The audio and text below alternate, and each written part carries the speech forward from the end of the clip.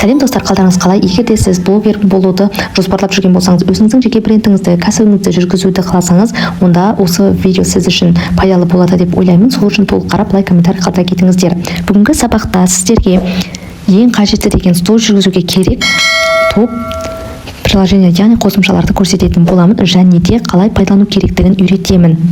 Ал кеттік. Ең бірінші бізге қажетті Pinterest болып табылады. Pinterest арқылы өзіңіздің сторисіңізға қажетті идеяларды, картинка, фон барлығын осы жерден алуыңызға болады. Мұнда көптеген өте өтімді деген идеялар, жаңағыдай картинкалардың барлығы шығып тұрады. Тіркелу үшін ең алдымен электронды поштаңызды жазасыз. Мен де бірден кіріп тұр, себебі оның алдына тіркелген болатынмын. Сіздерге қиындық тудырмайды деп ойлаймын. Электронды поштаңызды және де пароль құрастырып жатасыз. Одан кейін жасыңызды сұрайды, соны көрсетесіз. Содан кейін салаңызға қатысты ең маңызды деген идеяларды таңдап қоясыз. Өзіңіздің жаңағы сторис түсіретін мамандығыңызға, салаңызға сәйкестендіріп, соған сәйкес сіздерге үнемі осындай түрлі идеяларды ұсынып отыратын болады. Мұнда бірден шығып тұр, немесе поискке жазамыз қажетті картинкаларды. Мен бір фон таңдап алайын. Осы жерден түрлі фондар шықты. Мысалға мынау қажет. Осыны галереяға сақтап алу үшін астында 3 точка тұр ғой, соны басамыз, скачать дейміз. Болды. Жаңағы менде бірден галереяға түсті. Енді оны өзімнің сторисімді пайдалана берсем болады. Келесі бізге қажетті приложение, ол Magic Eraser деп аталады. Осы қосымша арқылы кез келген фото картинканың фонын өшіріп тастасаңыздар болады. Бұл көбінесе подписчиктеріңізбен, яғни клиенттеріңізбен кері байланыс орнату, сұрақтардан жауап беру, стористе көрсету кезінде қолданасыздар. Ол үшін мысалға мен кез келген подписчикпен сөйлескен бір дайректен алынған хабарламаны дайындап алдым. Міне осындай хат, соны скриндеп дайындап қойдым. Енді Magic Eraser қосымшасына кіремін. Бұл қосымша негізінен ақылы түрде жүретіндіктен осындай бірнеше рекламалар шыға береді. Оны өткізіп, немесе толық қарап жіберсеңіздер болады. Ең үстіне тұрған открыть дегенді басамын. Удалить фон деп кіремін. Жаңағы переписканы таңдап қоямын. Өзіме қажетті өлшемді таңдаймын, яғни артық жерлерін қиып тастаймыз. Ол бізге керек жоқ. Дайын деп басамын. Қажетті бөліктері өшіп қалса, артқа қайту деген мына жерде стрелка бар, соны басамын. Енді ең астында тұрған сиқырлы таяқшаны таңдаймын. 4%-ға дейін түсіреміз. Мына жерде қара 4 тұр ғой, сол жерден фонды таңдаймыз. Да үстіне тартып апарып қоямыз. Кері қайту, егер қателесіп кетсеңіздер, кері қайту дейміз. Осындай болу қажет, шахмат тақтасы тәрізді. Галочканы басамын. Енді сақтап аламыз. Сохранить деп бассақ, галереяға түседі. Келесі кезекте сторис саламыз. Инстаграмға өтеміз. Жаңа сторис дегенді басамын. Pinterest'тен алынған фонды қоямын. Әдемі шығу үшін фотоны таңдаймыз, жаңағы скринді.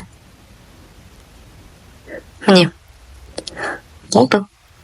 Осылай өзіңізге қажетті картинканың фонын алып тастап, әдемі етіп стористарды салсаңыздар болады.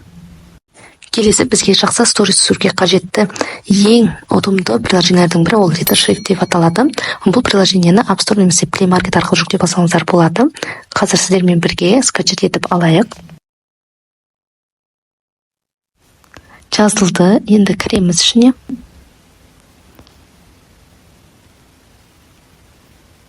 Жалғастыру деп басамыз. Жалғастыру. Бізге приложениені таныстырып жатыр қазір. Бұл негізінен ақылы, жаңағы қосымша тағылардай, алайда тегін версиялары да бар. Егер де ақылы түрде подписка қажет болмаса, X-ті басып жайғаны шығып кетесіз. Ары қарай тегін мүмкіндіктерін пайдалана бересіздер. Егер де сіз жаңадан бастаған блогер болсаңыз, тек қана осындай тегін шрифт стикерлер арқылы да әдемі стористарды түсіріп жазуларыңызға болады. Міне түрлі шрифттер ашылды. Кез келгенін жүктеп алсаңыз болады, өзіңе ұнағанын. Енді Инстаграмға өтеміз, жаңадан сторис саламыз. Кез келген бір фотоны таңдап аламыз. өзіңіздің галереяңызда тұрған фотоны қойдым. Астынан бір текстті жазамыз. Мына бір шрифтті таңдап, ботақан сөзін жаздым. Астындағы копировать деген сөзді басып ставить жасаймыз. Яғни Инстаграмға өтіп, жаңағы сөзді тек қана көшіріп қоя саласыздар. Енді қайтадан Get Shift'ке өтеміз. Түрлі мүмкіндіктері өте көп. Стикерлер, подложкалар, кез келген таңдап қоя берсеңіздер болады. Бұл стористің өтімді болуына үлкен әсер етеді. Мына жерде брызги дейді, краска дегендер бар. Соны таңдап қойсаңыз болады. Осы текстің үстіне әкелсек, текстіңіз ерекше выделдетіліп, оқуға да сондай әдемі көрініп тұрады. Градиент дейді. Текстің астына қара градиент түстерін қоятын болсақ, міне артықтарын қазір өшіріп тастайын. Өте көп бір-біріне стикерлердің барлығын үстіне қоя берген келмейді. Ол да кішкене визуалды төмендетеді. Мына жерге эмоция қойдық, стикер. Тағы да түрлі каллиграфия дегенге өтетін болсақ, жаңағы сөздің шрифттері өзгеріп шыға береді. Кез келген өзіңізге ұнағанын өзгертіп қоя бересіз.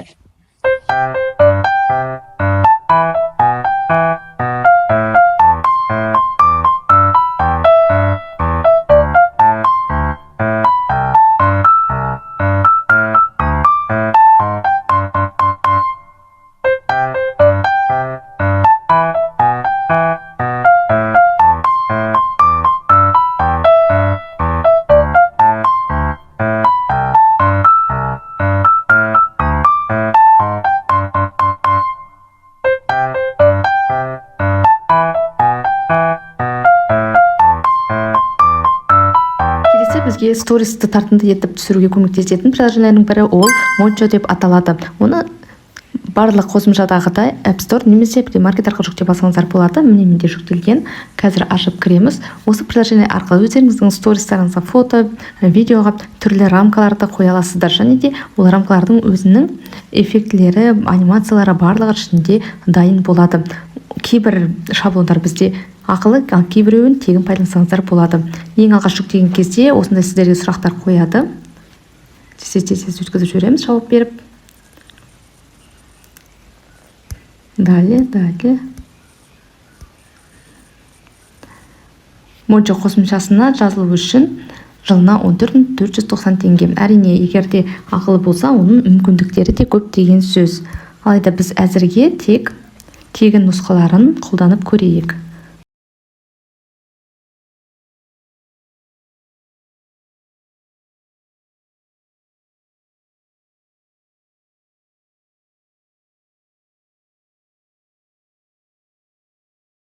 Шаблонды пайдаланып көрейік біз. Мен басқа да фотоларды қоя салайын, себебі галереямда ешқандай блогерге қатысты фотолар жоқ.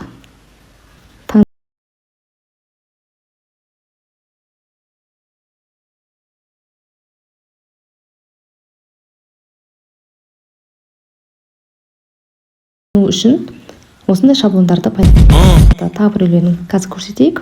Мына жерде сондай-ақ бұл қосымша арқылы субтитрді қосып алуыңызға болады.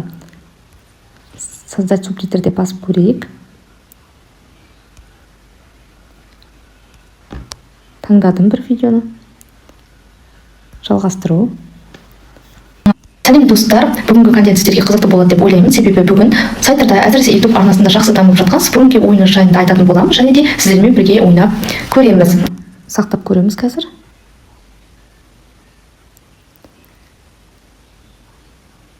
Яғни мен Mojo қосымшасының тегін шаблонын пайдалану арқылы да осылай субтитрді жасап алдым. Қайтадан шаблондарға өтейік енді. Тағы бір шаблонды байқап көрейік. Қандай фотолар бізде шығады екен.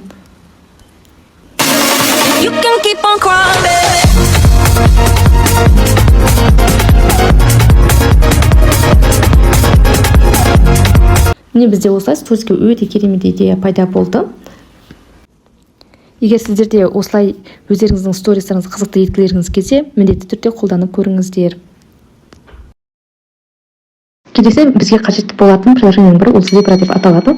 Әдеттегідей App Store немесе Play Market арқылы жүктеп аласыздар. Ашып қарасақ, көптеген мүмкіндіктері бар. Blur, затемнение, фонды жүруге болады. Түрлі қызықты етіп SMS-тер жазуға, обводкасы бар, календар бар.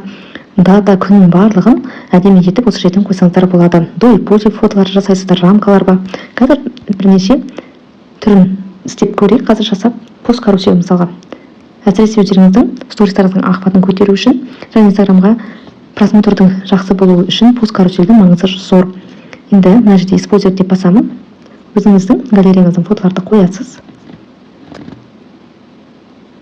Плюсикті басатын болсаңыз, түрлі стикерлер барлығы шығады. Осы тәрізді. Келесі. Үш түрлі фотодан менде осындай карусель шықты. Келесі блюр дейді. Мысалға мына фотоға осындай блюр.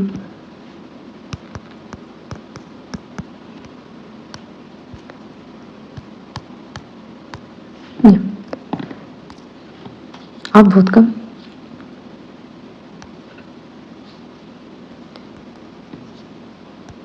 Түсін әртүрлі етіп таңдай бересіздер обводканы. Және де түрлі қызықты етіп SMS-тер жазуға.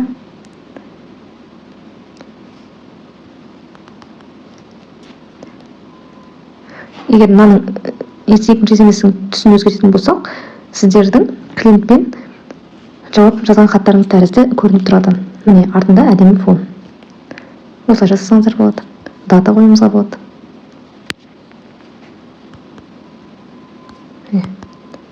Осылай етіп. Рамка. Яғни iPhone соткасының рамкасын қоюға болады екен. Міне қандай әдемі. Өзіңіздің товарыңызды сатар кезде оның әдемі етіп стористер шығаруларыңыз өте маңызды. Стикер.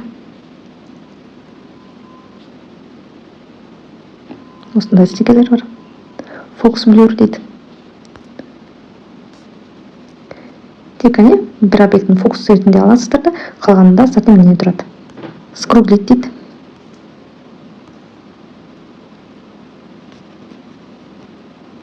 Осылай. Артқы жағында как будто қара тен түсіп тұрған секілді болады. Ақ. Жазыта бересіздер тенді. Үлкейтіп күшейтуге болады, азайтып көбейтуге. Рамка қоюға болады сондай-ақ. Обложка, рейсқа обложка керек болса, тоже осы жерден алып қойсаңыздар болады. Бірақ бұл ақылы түрде жүреді екен. Басқа да қосымша тағылардай кейбір мүмкіндіктері бұл жерде ақыл болып келеді. Календарда көрейік. Обводкасын өзгертсеңіз болады, размерін. Осындай календар, осындай. Шрифт өзгертуге болады.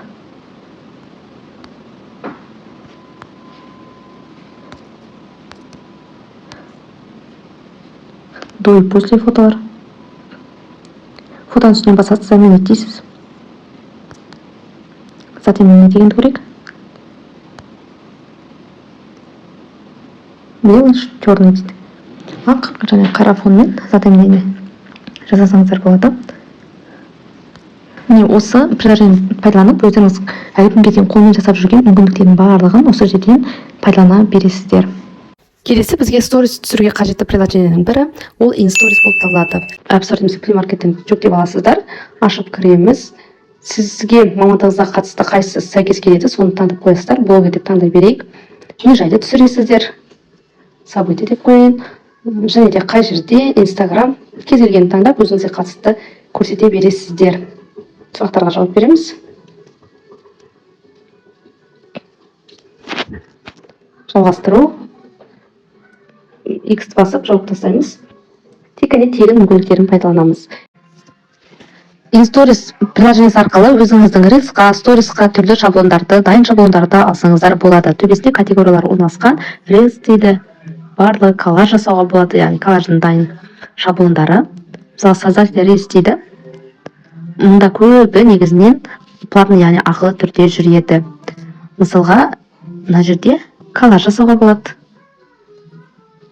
Фристайл дейді мысалы. Негізінен инсторис приложениясында шаблондар өте көп. Фотоларыңызды, видеоларыңызды өңдеп, түрлі переходтармен барлығын эффектілерін қосып жасап береді. Тек қана бұл жерде мен сіздерге көрсете алмаймын, себебі тіпті экран запистің өзінде бұл шаблондар көрінбейді, себебі көпшілігі мұнда ақылы болып келеді. Сол себептен, егерде сіздер блогерлікпен шындап айналысатын болсаңыздар, бұл приложенияның ақылы түрін жазып алып қолдансаңыздар болады. Және де біздің ең соңғы және маңызды приложениямыз ол әрине CapCut. CapCut'ты видео монтаждауға қолданамыз. App Store-немізде Play Market-тен жүктеп аласыздар. Оның мүмкіндіктері өте көп, кейбіреуі ақылы, ал жалпы кез келген видеоны монтаждауға тегін қолдана берсеңіздер болады. Бұл үшін мына проектте басамыз, өңдейтін видеоны таңдап қоямыз. Видеоны қойдым, звугын өшіп тастауға болады, осы мына жерде басып. Артындағы артық звуктардың барын өшіп тастап, басқаша аудиозапись немесе музыка қоя бересіздер. Алайда, егер де сіз TikTok-қа немесе YouTube каналға жүктейтін видео болатын болса, онда басқа автор правасы жоқ музыканы қою керек болады. Ал Instagram-ға қоя берсеңіздер болады. Енді мына жерде астында изменить деген қайшының белгісі тұр, соны басу арқылы өзгертуге болады. Разделитті басамыз мысалға. Осылай сызықты жылжытып әкетіп, тағы да разделит деп басып, осы бөлікті қиып алып тастауға болады. Таңдап алып, яғни қиып тастайсыз. Қайтадан кері қайтарайын. Мына жерде запись қосуға болады, яғни өзіңіздің даусыңызбен сөйлеп, әртүрлі эффектілер бар. Бұл жерде звуковой эффектілерге көбіне авторлық право бере бермейді. Осы жерден қойсаңыздар болады.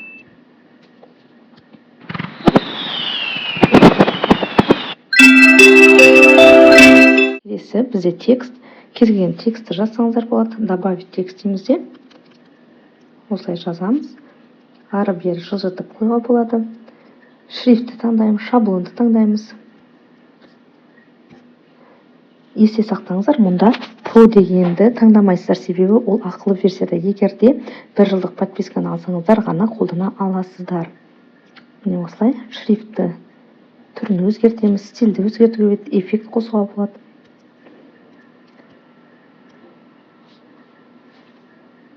Pro дегендерді алмаймыз. Бұған дейін көбі тегін болған болатын, соңғы кездері барлығын ақылы түрге көшірген екен. Осы CapCut'та анимация қосуға болады. Кейбір анимацияларға ғана бізде тегін. Келесі стикер қосуға болады кез келген. Әрине, Pro деген жазуы жоқ, кез келген стикерді қосасыздар. Осындай стикер қостым. Наложение дегеніміз осы видеоның үстіне кез келген фотоны немесе видеоны әкеп қойсаңыздар болады. Видеоны үстіне қояйын. Осы видеоны да үстінен басып тұрып, мұнда громкость деп тұр астында. Солай дауысын осылай өшіп тастаңыздар болады. Яғни артық звуктарды алып тастаймыз. Негізгі видеоның дауысын қатайту үшін үстінен басасыздар да қайтадан қазір громкостьқа барамыз. Громкость осылай көбейтіп азайта бересіздер. Кезген фотоны да қойсаңыздар болады. Эффект қосуға болады. Мұнда көбі ақылы.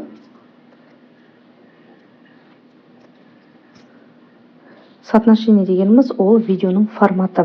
TikTok-қа жүктейсіз, YouTube-қа, Instagram-ға соған сәйкес әр видеоның өзінің форматы болады. Мысалға, YouTube-қа жүктейтін болсаңыздар 16:99 форматта. Shorts болса 4:3 форматта. TikTok-тың форматы басқаша. Осылай таңдап қоя бересіздер. Естерге маңызды дегендерін көрсетіп жатырмын. Мұнда фон деген бар. Яғни ат жаққа фон. Қазір мен түсінікті болу үшін форматын өзгертіп алайын. Енді фон осылай фон қойсаңыз болады.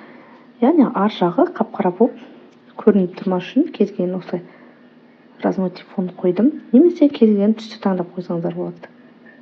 Қара фон, сары фон, ақ фон. Енді қайшының үстінен басамыз. скорость деген бар. Видеоны ақырындатып баяулатуға болады. Өте жылдам. Кері қайтара саламыз. Видеоны монтаждаған кезде ең соңындағы осындай қара CapCut деген жазуды алып тастаңыздар.